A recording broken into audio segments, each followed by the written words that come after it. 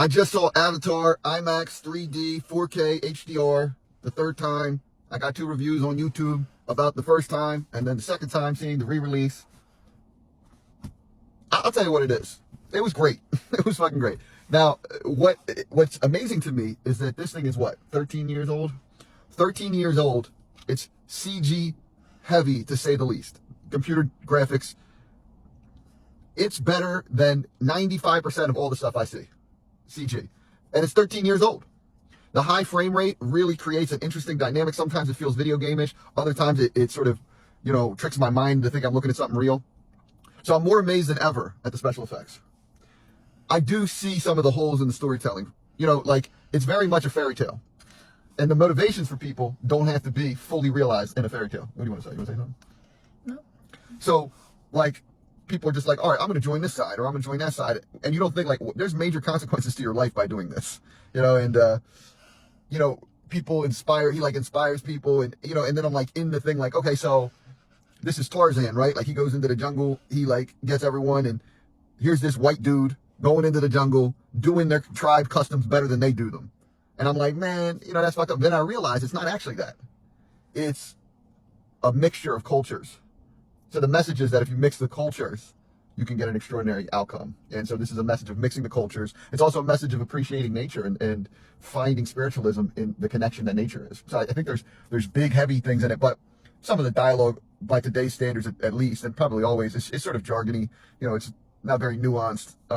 It's fun though. And I didn't really feel the length. I did, except for at the last battle. I mean, I had to pee. The movie's 2 hours and 45 minutes. I had to pee. But it was,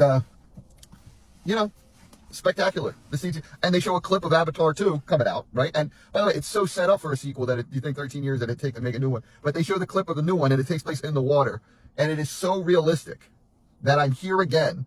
Everyone will be put on notice about their CG. I'm talking about Warner Brothers with DC, Marvel, Disney with Marvel. Definitely Marvel. Dude. Especially as more aliens and multiverse things come into Marvel. I mean, yeah, the way they toy with perspective, the Na'vi are giant humans, and when they start interacting with humans, it's wow. It looks like there's going to be a lot of that in the new movie. Yeah, I can't wait for the new movie. And I just feel here's the issue I have. The special effects for Avatar 2. Will the story be as good as Black Panther? Probably not. James Cameron, you can hear James Cameron's voice in this, and I don't know if that's always a good thing.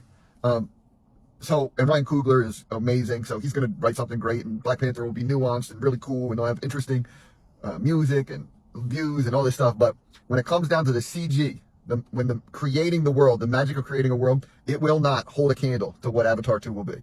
From the little bit that I saw, mind-blowing. What he is literally, it's he's creating reality. It's that's what it would look like. That's how it. All right, look, I think the movie itself, the quality of the movie is probably a 90, 85, 90 in that range because of the lack of sort of dynamic drama. I mean, there's a love story at the heart of it, which is awesome. And the acting is fantastic. That's the thing. The acting is really good. The writing is not as good as the acting is really exceptional. The motion capture to get the faces and all this stuff, just fucking awesome. James Cameron is a genius. And the story's, So what do you have to say? It's good. You think that's good what I said? You think I covered it all? Yep. Did I get anything wrong?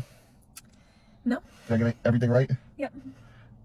What'd you think of the new footage? The footage of the new movie? It looks beautiful, gorgeous.